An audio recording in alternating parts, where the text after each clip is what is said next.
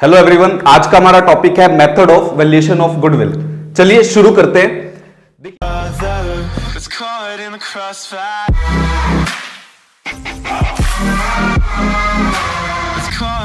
देखिए, पहले methods of valuation of goodwill से जाने से पहले हम बात करते हैं व्हाट इज गुडविल। तो गुडविल क्या है? It is a reputation of a firm which enables it to earn higher profits in comparison to the other firm of the same trade। देखिए, गुडविल क्या है? एक रेपुटेशन है फर्म की जिसकी वजह से वो ज्यादा प्रॉफिट्स कमा पा रही है दूसरी फर्म के कंपैरिजन में। आप सेम ट्रेड की फर्म्स को अगर कंपेयर करेंगे, जिसकी गुडविल ज्यादा होगी तो वो ज्यादा प्रॉफिट्स कमा पाएगी। नेक्स्ट हम बात करते हैं, it is an intangible asset but it is a valuable asset. देखिए, इनटेंजिबल एसेट वो एसेट्स है जिनको हम देख नहीं सकते, जिनको हम छू नहीं सकते, बट गुडविल एक वैल्यूएबल एसेट है। वैल्यूएबल का मतलब है कि इसकी कुछ ना कुछ कीमत है और आज हमें वही वैल्यू करना है। हमें गुडविल की वैल्यूएशन करनी है और उनके मेथड्स को समझना है। आइए देखते हैं methods of valuation of goodwill. देखिए, गुडविल वैल्यू करने के हमारे पास तीन मेथड है। Number one is average profit method, and number second is super profit method, and number third is capitalisation method. देखिए, मैं एक एग्जांपल लेता हूं। अगर मुझे कोई बिजनेस परचेज करना है, लेट्स से ए, और इस बिजनेस को परचेज करने के लिए मुझे नेट वर्थ जो इस बिजनेस की है जो देनी पड़ेगी, दैट इज 10 लाख रुपीज। क्या मुझे ये 10 लाख रुपीज में ये बिजनेस मिल जाएगा? नहीं। He will charge some extra amount and that extra amount is known as goodwill. क्योंकि ए एक वेल एस्टेब्लिश्ड बिजनेस है, अगर मैं ये 10 लाख रुपए किसी और बिजनेस में लगाऊं तो मैं इतना प्रॉफिट नहीं कमा पाऊंगा जितना मैं ए को खरीद के कमा सकता हूं, क्योंकि ये बिजनेस पहले से ही चला आ रहा है। तो मुझे इसमें क्या एक्स्ट्रा देना पड़ेगा? I have to give the amount of goodwill. अब देखिए, ये अमाउंट ऑफ गुडविल हमें निकालना पड़ेगा, और ये हमारे ए और मेरे बीच का एग्रीमेंट है कि मैं इसे एवरेज प्रॉफिट मेथड से निकालूं, मैं इसे सुपर प्रॉफिट मेथड से निकालूं, या फिर मैं इसे कैपिटलाइजेशन मेथड से निकालूं। अमाउंट में डिफर इन डिफरेंट मेथड। तो ए और मेरे बीच का एग्रीमेंट है कि हमने गुडविल को वैल्यू करने के लिए कौन सा मेथड चूज किया है। तो यहां पर हम कोई भी मेथड चूज कर सकते हैं जो हमने एग्री किया है, और मुझे यहां पर गुडविल के 2 लाख रुपए देने पड़े तो I will have to give 12 lakh rupees, in which 10 lakh is the net worth, that is assets, और 2 लाख रुपए मुझे एक्स्ट्रा एज प्रीमियम देना पड़ेगा फॉर गुडविल। सबसे पहले हम बात करते हैं हमारे फर्स्ट मेथड की, that is average profit method. देखिए, एवरेज प्रॉफिट मेथड हमारे पास दो तरीके का है, एक है simple average and second is weighted average. सबसे पहले हम गुडविल निकालना सीखेंगे सिंपल एवरेज मेथड से।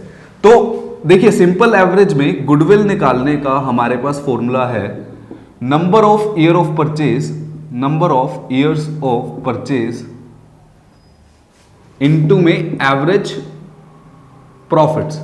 अब ये number of year of purchase क्या होता है? देखिए, ये आपको क्वेश्चन में मेंशन मिलेगा। Number of year of purchase बच्चे अक्सर गलत समझ लेते हैं। इसका मतलब होता है कि फ्यूचर नंबर ऑफ ईयर्स जिसके लिए हम इतना प्रॉफिट तो मेंटेन कर ही लेंगे। देखिए, अगर क्वेश्चन में number of year of purchase mention किया आपको 2, मतलब आने वाले 2 सालों तक हम इतना एवरेज प्रॉफिट तो मेंटेन कर ही लेंगे। अब मान के चलते हैं हमारा एवरेज प्रॉफिट 50,000 है, तो इसका मतलब ये हो जाएगा कि 50,000 रुपए हम 2 साल तक मेंटेन करके चलेंगे, तो हमारी गुडविल हो जाएगी 2 × 50,000, दैट इज 1 लाख। अब number of year of purchase हमने समझ लिया। नेक्स्ट आते हैं हमारे पास एवरेज प्रॉफिट। देखिए, एवरेज आप बचपन से ही निकालना सीखते आए हैं, तो एवरेज प्रॉफिट कैसे निकालेंगे? एवरेज कैसे लेते हैं? एवरेज का मतलब आप ऊपर रख दो टोटल प्रॉफिट और आप नीचे रख दो नंबर ऑफ ईयर्स। तो यहां पर हम एवरेज प्रॉफिट ऐसे निकाल लेंगे। अब मान के चलते हैं हमारे पास क्वेश्चन के अंदर दिए हुए हैं 3 साल के प्रॉफिट्स, तो आप क्या करोगे? Profit of first year add कर दोगे, profit of second year add कर दोगे, profit of third divide by 3। तो ऐसे आपकी क्या आ जाएगी? एवरेज प्रॉफिट आ जाएंगे। अगर 4 साल के दिए तो यहां पर हम प्रॉफिट ऑफ फोर्थ ईयर भी ऐड कर देंगे और यहां नंबर ऑफ ईयर्स हो जाएंगे हमारे पास 4। अब एक इंपॉर्टेंट बात समझते हैं, ये हमारे पास मान के चलते ये 2016, 2017 एंड 2018 के प्रॉफिट्स की इंफॉर्मेशन दी हुई है, तो क्या हम इनके बेसिस पे एवरेज प्रॉफिट निकाल लें? देखिए, गुडविल में हमेशा यूज होंगे फ्यूचर प्रॉफिट्स, लेकिन फ्यूचर प्रॉफिट्स तो हम निकाल नहीं सकते, तो हम फ्यूचर प्रॉफिट्स को क्या करते हैं? एस्टिमेट करते हैं on the basis of past profits. ठीक है। तो फ्यूचर हम ये देखेंगे कि 2016 का जो प्रॉफिट है ये फ्यूचर में मेंटेनेबल है कि नहीं है, 2017 का जो प्रॉफिट है ये फ्यूचर में मेंटेनेबल है कि नहीं है, 2018 का जो प्रॉफिट है वो मेंटेनेबल है कि नहीं है। तो हमें क्या करना पड़ेगा, कुछ एडजस्टमेंट्स करनी पड़ सकती है इन प्रॉफिट्स के अंदर। इसको एक एग्जांपल के साथ समझते हैं। देखिए मैं आपको एक एग्जांपल लेता हूं। हमारे पास दो बच्चे हैं, एक है गोलू और एक है हमारे पास राम। अब जो गोलू है he has scored 70% in class 10th। अब गोलू ने 70% मार्क्स क्लास 10th में स्कोर किए and Ram has scored 99% marks in class 10th। मुझे आप ये बताइए कि इनमें से परफॉर्मेंस किसकी ज्यादा अच्छी है। इनकी आपको प्राइमा फेसी लग रहा होगा कि राम की परफॉर्मेंस ज्यादा अच्छी है, और मैं आपसे पूछता हूं कि कौन अच्छे मार्क्स स्कोर कर पाएगा 12th के अंदर, तो आप मुझे क्या बताओगे? सर ऑब्वियसली राम ने 10th में अच्छे मार्क्स स्कोर किए तो राम 12th में भी अच्छे मार्क्स स्कोर कर लेगा। तो आपको यही लग रहा होगा कि राम अच्छे मार्क्स 12th में स्कोर कर लेगा, गोलू नहीं कर पाएगा। लेकिन आप ध्यान से समझिए कि आप यहां पर देखिए कि क्या गोलू के साथ 10th के एग्जाम में कोई ऐसा सर्कमस्टांस तो नहीं हुआ जिसकी वजह से उसके मार्क्स कम आए, या उसको कुछ फीवर हो गया होगा। उसको एग्जाम के टाइम में 105 फीवर था, तो क्या गोलू यहां पर अपनी परफॉर्मेंस दे पाया उस तरीके से? क्या पता गोलू एक ऐसा बच्चा हो जो 100% मार्क्स स्कोर कर सकता है, लेकिन उसने 10th में 70% स्कोर पाया, क्योंकि कोई ना कोई अंडरलाइन कंडीशंस हो सकती है। तो हमें क्या करना है, हमें यहां पर प्रॉफिट्स में देखना है कि कोई ऐसा सर्कमस्टांस तो नहीं हुआ जिसकी वजह से प्रॉफिट 2016 का कम है या ज्यादा है। तो हमें उन एडजस्टमेंट्स को करना पड़ेगा ताकि हम निकाल सकें फ्यूचर मेंटेनेबल प्रॉफिट्स। देखिए मैं जो कहना चाह रहा हूं मैं आपको समझाता हूं एक और बार। सबसे पहले हमारे पास फॉर्मूला था number of year of purchase multiply by average profit, और एवरेज प्रॉफिट आप कैसे निकालते हैं? Total profits divided by number of year. आपको प्रॉफिट्स जो होंगे वो क्वेश्चन में दिए होंगे जिसकी आपको एवरेज करनी है। अब मान के चलते हैं हमारे पास प्रॉफिट्स जो दिए हुए हैं ये दिए हुए हैं 2013, 2014 एंड 2015। तो ये हमारे पास 10,000 दिया हुआ है, ये हमारे पास 15,000 दिया हुआ है, और ये हमारे पास दिया हुआ है 8,000। एग्जाम्पल के तौर पर ले रहे हैं। अब आपको इन प्रॉफिट्स के अंदर क्या करना है, आपको इनके अंदर करनी है एडजस्टमेंट्स ताकि हमारे पास आ जाए future maintainable profits. FMP stands for future maintainable profits. ये हमारे एस्टिमेटेड प्रॉफिट हैं जो हम फ्यूचर में कमा पाएंगे।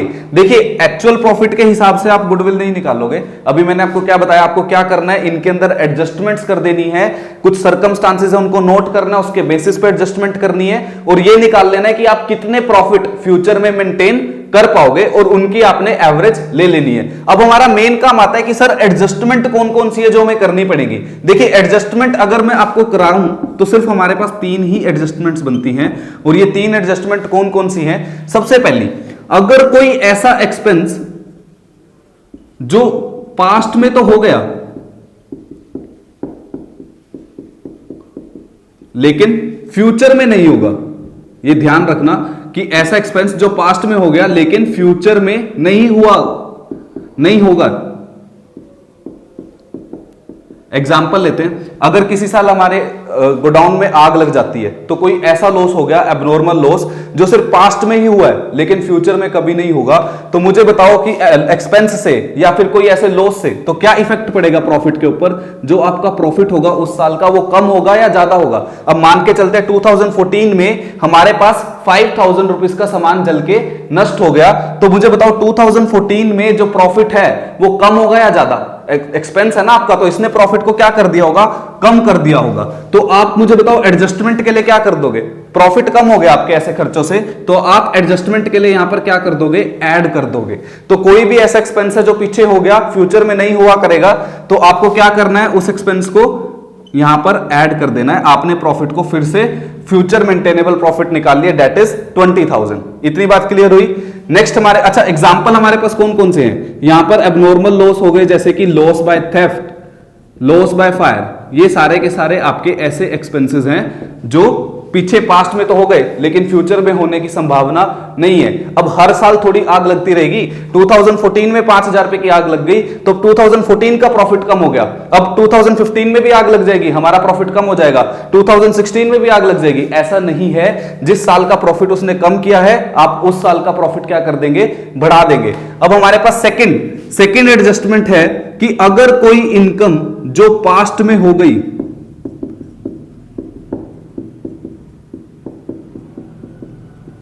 फ्यूचर में नहीं होगी। एग्जाम्पल, एबनॉर्मल इनकम, लॉटरी लग जाना। ठीक है, तो देखिए अगर मान के चलते हैं कि 2013 के अंदर मुझे लॉटरी लग गई मेरी 2000 रुपीज की, या फिर मैं बाहर से अपने बिजनेस से जा रहा था और मुझे पैसे पड़े मिल गए 2000 रुपीज, तो मुझे बताओ इससे क्या बोलेंगे कि इनकम जो पास्ट में तो हो गई, अब हर साल मुझे क्या लॉटरी लगती रहेगी? ऐसा पॉसिबल तो नहीं है। तो इसने क्या इफेक्ट डाला होगा, जो मेरा 2013 का प्रॉफिट होगा वो इनकम, उसमें क्रेडिट साइड गई होगी प्रॉफिट एंड लॉस अकाउंट की, तो उसने प्रॉफिट को क्या कर दिया होगा? बढ़ा दिया होगा। इससे इफेक्ट क्या होगा? सबसे पहले आप नोट करिए कि इफेक्ट क्या हुआ है। अब इनकम होगी तो इफेक्ट क्या होगा? प्रॉफिट बढ़ के आया होगा। तो हमें तो फ्यूचर मेंटेनेबल प्रॉफिट निकालने हैं, हम ये 2000 की इनकम को फ्यूचर में मेंटेन नहीं कर सकते, तो इसलिए हमने इसको प्रॉफिट में से क्या कर देना है? माइनस कर देना है। तो यहां पर मैं 2000 रुपीज क्या कर दूंगा? माइनस कर दूंगा। इतनी बात क्लियर हुई? देखिए अब हमारे पास थर्ड एडजस्टमेंट है, इसको ध्यान से समझिएगा। ये एक पर्टिकुलर ईयर की बात कर रहा है कि भाई 2014 में लॉस हो गया, 2013 में इनकम होगी, लेकिन थर्ड पॉइंट मैं आपको बता रहा हूं कि ऐसा एक्सपेंस जो अभी तक नहीं हुआ,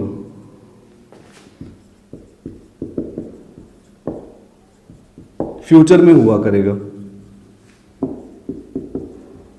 देखिए कुछ खर्चे ऐसे हैं जो अभी नहीं हो रहे लेकिन फ्यूचर में होंगे। एग्जाम्पल के तौर पे लेते हैं कि अभी तक 2015 तक फर्म ने अपने स्टॉक का इंश्योरेंस नहीं करा रखा, लेकिन ये सोच रही है कि हम फ्यूचर में इंश्योरेंस कराएंगे और अगले साल से ही कराएंगे। तो हमें इंश्योरेंस कराने के लिए क्या पे करना पड़ता है? Insurance premium. और मेरा फ्यूचर का जो प्रॉफिट होगा वो क्या आया करेगा? कम आया करेगा। तो अगर कोई ऐसा खर्चा है जो आप सोच रहे हो फ्यूचर में होगा, तो आपको अभी से ही उस खर्चे को क्या करना पड़ेगा? डिडक्ट करना पड़ेगा। और ये एक पर्टिकुलर ईयर की बात नहीं हो रही। अब मान के चलते हैं हमें फ्यूचर में 500 रुपए क्या करने पड़ेंगे? इंश्योरेंस प्रीमियम के पे करने ही पड़ेंगे। तो मैं क्या करूंगा? हर साल के प्रॉफिट में से 500 डिडक्ट कर दूंगा, क्योंकि मैं इतना प्रॉफिट मेंटेन नहीं कर पाऊंगा। फ्यूचर में मुझे 500 रुपए प्रॉफिट कम ही आया करेगा, तो मुझे गुडविल निकालने के लिए अभी माइनस करना है। आपको हमेशा एक वैल्यूअर की तरह सोचना है, आपको एस्टिमेट करने हैं फ्यूचर प्रॉफिट्स। क्या आप मेंटेन कर सकते हो? क्या आप मेंटेन नहीं कर सकते? एक बार फिर रिपीट कर लेते हैं। सबसे पहले एक्सपेंसेस जो पास्ट में हो गए लेकिन फ्यूचर में नहीं होंगे, तो पास्ट में हो गए तो इसने प्रॉफिट को क्या कर दिया? कम कर दिया। तो उस साल के प्रॉफिट को आप क्या कर दोगे? बढ़ा दोगे, क्योंकि आप इसको मेंटेन कर सकते हो फ्यूचर में। उसके बाद ऐसी इनकम जो पास्ट में हो गई फ्यूचर में नहीं होगी, तो पास्ट में होगी तो उसने प्रॉफिट को क्या कर दिया होगा? बढ़ा दिया होगा। तो आप इसको क्या कर दोगे? उस प्रॉफिट में से माइनस कर दोगे। और ऐसे एक्सपेंसेस जो अभी नहीं हो रहे फ्यूचर में हुआ करेंगे, तो हमें क्या करना पड़ेगा? हर साल के उसमें से माइनस करने पड़ेंगे। तो ये आप क्या कर दोगे? माइनस कर दोगे। और उसके बाद अब यहां पर आप निकाल लोगे फ्यूचर मेंटेनेबल प्रॉफिट्स। और अब ये फ्यूचर मेंटेनेबल प्रॉफिट्स आ गए, तो आप इसका टोटल करोगे और टोटल प्रॉफिट्स डिवाइड बाय 3, आपके पास एवरेज प्रॉफिट आ जाएंगे। Number of year of purchase question में से देख के आपको लिखना है, आपकी गुडविल आ जाएगी। चलिए हम अपने कंसेप्ट और अच्छे से क्लियर करते हैं। एक क्वेश्चन करते हैं, टीएस अग्रवाल का क्वेश्चन नंबर 12 करा रहा हूं मैं आपको। देखिए, Geet and Meet are partners in a firm, they admit Jeet into partnership for equal share. It was agreed that goodwill will be valued at 3 years purchase of average profit of last 5 years. तो हमारे पास goodwill का formula होता है, goodwill is equal to number of years of purchase into average profits. और हमें question में number of year of purchase दे रखा है 3, और हमें एवरेज प्रॉफिट निकालना है पिछले 5 सालों का। ठीक है, तो अब यहां पर हम प्रॉफिट लिख लेते हैं। सबसे पहले आपको यहां पर प्रॉफिट लिख लेना है, और प्रॉफिट आपको दे रखे हैं 2015, 2016, 2017, 2018 एंड 2019। तो अब दिखते हैं इनको 90,000, और ये हमारे पास नेगेटिव फिगर है, इसको ब्रैकेट में लिखेंगे 1,60,000, ये प्रॉफिट है। उसके बाद आपको दे रखा है 1,50,000, और फिर आपको दिया हुआ है 65,000, एंड लास्ट आपको दिया हुआ है 1,77,000। अब आपको क्या करना है? इन सब में एडजस्टमेंट करनी है ताकि हम निकाल सकें हमारे फ्यूचर मेंटेनेबल प्रॉफिट्स। तो आपको एडजस्टमेंट करनी है और एस्टिमेटेड प्रॉफिट निकालना है जो आप फ्यूचर में मेंटेन कर सकते हो। अब देखिए हम एडजस्टमेंट पढ़ते हैं। Books of accounts of the firm revealed that first the firm had gain of 50,000 from sale of machinery sold in the year 2016, the gain was credited in profit and loss account. सबसे पहले तो देखिए 2016 के अंदर हमने एक machinery बेची और उस पर हमें प्रॉफिट हुआ। अब ये हमारे लिए बिजनेस की इनकम नहीं है, ठीक है, तो हम फ्यूचर में मेंटेन कर सकते हैं ऐसी इनकम को? नहीं, जरूरी नहीं है हम फ्यूचर में मेंटेन करेंगे। तो हमें क्या करना पड़ेगा? अब देखिए इसका इफेक्ट देखिए, जो 2016 पे इसका इफेक्ट पड़ेगा, आपने 50,000 का गेन हुआ तो उससे क्या होगा? प्रॉफिट पे इफेक्ट बताइए क्या होगा? तो प्रॉफिट हमारे 2016 के क्या हो गए होंगे? बढ़ गए होंगे। इनकम है ना, तो उसने प्रॉफिट को बढ़ा दिया होगा, तो आप 2016 के प्रॉफिट में से क्या कर देंगे? 50,000 डिडक्ट कर देंगे। अब देखिए सबसे पहले आपने ये देखना कि प्रॉफिट पे क्या इफेक्ट पड़ेगा। अगर प्रॉफिट बढ़ रहा है तो आप प्रॉफिट को क्या कर दोगे? कम कर दोगे। अगर उसने प्रॉफिट को कम कर दिया तो आप उल्टा कर दोगे, प्रॉफिट को बढ़ा दोगे। अब नेक्स्ट हमारे पास देखते हैं सेकेंड एडजस्टमेंट। कह रहे there was an abnormal loss of 20,000 incurred in the year 2017। एक 2017 में एबनॉर्मल लॉस हुआ। It can be loss by fire, loss by theft, और because of a machine becoming obsolete in accident, और हमारा कोई machine का एक्सीडेंट हुआ जिसकी वजह से वो बेकार हो गई, तो 20,000 का लॉस हुआ। अब मुझे बताइए कि एबनॉर्मल लॉस से 2017 के प्रॉफिट पे क्या इफेक्ट पड़ा होगा? लॉस हुआ, तो इसकी वजह से प्रॉफिट क्या हो गया होगा? कम हो गया होगा। तो हम यहां पर क्या कर देंगे? 2017 का प्रॉफिट 20,000 से बढ़ा देंगे। तो हमारी फर्स्ट एडजस्टमेंट भी होगी और नेक्स्ट एडजस्टमेंट होगी। अब हमारे पास थर्ड एडजस्टमेंट है, overhauling cost of second hand machinery purchased on 1st July 2017 amounted to 1 lakh was debited to repairs account। देखिए ध्यान से समझिए, हमने एक सेकेंड हैंड मशीनरी खरीदी और उसके ऊपर हमने कोई कॉस्ट इनकर करी एंड वो कॉस्ट थी 1 लाख। और जब भी मशीनरी को पुट टू यूज से पहले हम कोई भी खर्चा करते हैं उसके ऊपर, तो वो मशीनरी की कॉस्ट में ही ऐड कर लिया जाता है। उसे हम ये ट्रीट करते हैं कि हमने एक तरह से मशीनरी खरीद ली। तो ये 1 लाख रुपए हमारे पास कैपिटल एक्सपेंडिचर था, लेकिन हमने इसको क्या मान लिया? इसको रिपेयर्स अकाउंट से डेबिट कर दिया, मतलब हमने इसको खर्चा मान लिया। देखिए एक हमने खरीदी थी एसेट, लेकिन हमने उसको क्या मान के चला? खर्चा मान के चला। तो अब इसका इफेक्ट कैसे पड़ेगा और ये ध्यान से समझते हैं। अब देखिए ये 1 जुलाई 2017 की बात कर रहा है, तो मुझे बताओ 1 जुलाई 2017 कौन से फाइनेंशियल ईयर के अंडर में आएगा? तो ये हमारे पास आएगा 1 अप्रैल 2017 से लेकर 31 मार्च 2018। तो यहां पर हमने एक एसेट खरीदी, कितने की खरीदी है? 1 लाख रुपए की, लेकिन हमने उसको इस साल क्या मान लिया? खर्चा मान लिया। तो इस साल के प्रॉफिट एंड लॉस में उसको खर्चा मान लिया, तो मुझे बताओ प्रॉफिट पे क्या इफेक्ट पड़ा होगा? प्रॉफिट क्या हो गया होगा? कम हो गया होगा। कितने से कम हो गया होगा? 1 लाख से कम हो गया होगा। तो मुझे क्या करना पड़ेगा? 2018 के प्रॉफिट को 1 लाख से बढ़ाना पड़ेगा। इतनी बात क्लियर हुई? हमने 1 लाख के प्रॉफिट को 1 लाख से क्यों बढ़ाया प्रॉफिट को? क्योंकि हमने इसको खर्चा मान लिया गलती से, जबकि थी हमारी एसेट, तो प्रॉफिट कम हो गया, तो हमने प्रॉफिट को बढ़ा दिया। अब देखिए, अब फिर से हमने उसको क्या मान लिए? एसेट मान लिए। अब एसेट मान लिए तो अब हमें क्या लगाना पड़ेगा उसके ऊपर? डेप्रिसिएशन डालना पड़ेगा। अब डेप्रिसिएशन डालते हैं। अब देखिए 1 जुलाई से लेकर 31 मार्च तक का हमें क्या डालना है? डेप्रिसिएशन डालना है। तो यहां पर हम कैलकुलेट कर लेते हैं 1 लाख का। अब डेप्रिसिएशन का रेट आपको दे रखा होगा क्वेश्चन के अंदर, एंड इट इज 20%। तो 20% इनटू, अब मंथ्स कैलकुलेट कर लीजिए आप, जुलाई, अगस्त, सितंबर, अक्टूबर, नवंबर, दिसंबर, जनवरी, फरवरी, मार्च, तो 9 मंथ्स का। तो ये हमारे पास हो जाएगा 20,000 इंटू 9 डिवाइडेड बाय 12, 15,000। तो हमें क्या करना पड़ेगा? अब 15,000 का, अब एसेट मान लिया तो 15,000 का डेप्रिसिएशन डालना पड़ेगा आपको। तो ये 15,000 का डेप्रिसिएशन आप यहां से माइनस कर लीजिए, ठीक है। अब हमारे पास इससे आगे चलते हैं। देखिए ये मशीनरी हमारे पास कंटिन्यू रहेगी, अब हमारी एसेट, तो इसका डेप्रिसिएशन अगले साल भी तो लगेगा 31 मार्च 2019 को। तो हमें इस साल का, अगले साल का भी डेप्रिसिएशन डालना पड़ेगा, और अगले साल का डेप्रिसिएशन डालेंगे। मेथड हमारे पास है रिटर्न डाउन वैल्यू। तो सबसे पहले आप यहां पर बताइए कि इसकी रिटर्न डाउन वैल्यू कितनी है? 1 लाख की थी मशीनरी, जिसमें पिछले साल कितना डेप्रिसिएशन लगा? 15,000 का। तो कितने की रह गई है? 85,000। अब 85,000 पे पूरे साल का आप लगा दीजिए, जो कि है हमारे पास 85,000 का 20%, 17,000। तो 17,000 इस साल का डेप्रिसिएशन है जो हमें लगाना पड़ेगा। आप यहां से क्या कर देंगे? डिडक्ट कर देंगे, क्योंकि डेप्रिसिएशन से आपका प्रॉफिट क्या हो जाएगा? कम। अब फ्यूचर मेंटेनेबल प्रॉफिट्स निकाल लीजिए। तो तो ये हमारे पास एज इट इज 90,000 का लॉस 1,60,000 में से ये जाएगा तो 1,10,000, ये आपके पास आ गया 1,70,000। उसके बाद आ जाएगा आपके पास 1,65,000 माइनस 15,000 तो 1,50,000। नेक्स्ट हमारे पास आ जाएगा 1,77,000 माइनस 17 तो ये आपका हो गया 1,60,000। अब आपको क्या करना है, अब आपके पास एस्टिमेटेड फ्यूचर प्रॉफिट्स आ गए, अब आपको एवरेज प्रॉफिट निकालना है। तो एवरेज प्रॉफिट निकाल लीजिए। हम कैसे निकालेंगे, total profits divide by number of years. तो टोटल प्रॉफिट कर लेते हैं 1,10,000 plus 1,70,000 plus 1,50,000 plus 1,60,000 and loss है हमारे पास 90,000 का, तो ये हमारे पास हो गए 5 लाख टोटल प्रॉफिट्स। और नंबर ऑफ इयर्स हमारे पास 5 साल के निकाल रहे हैं तो 5, तो हमारे पास एवरेज प्रॉफिट आ जाता है 1 लाख। और 1 लाख को आप मल्टीप्लाई कर देंगे नंबर ऑफ परचेज से तो ये आ जाएगा 3 लाख और ये हमारा गुडविल है। हेलो गाइस, अगर आपको ये वीडियो पसंद आई है तो आप इसको प्लीज लाइक कीजिए, शेयर कीजिए और चैनल को सब्सक्राइब कीजिए ताकि और ऐसी वीडियोस आपके लिए मैं लाता रहूं। Thank you.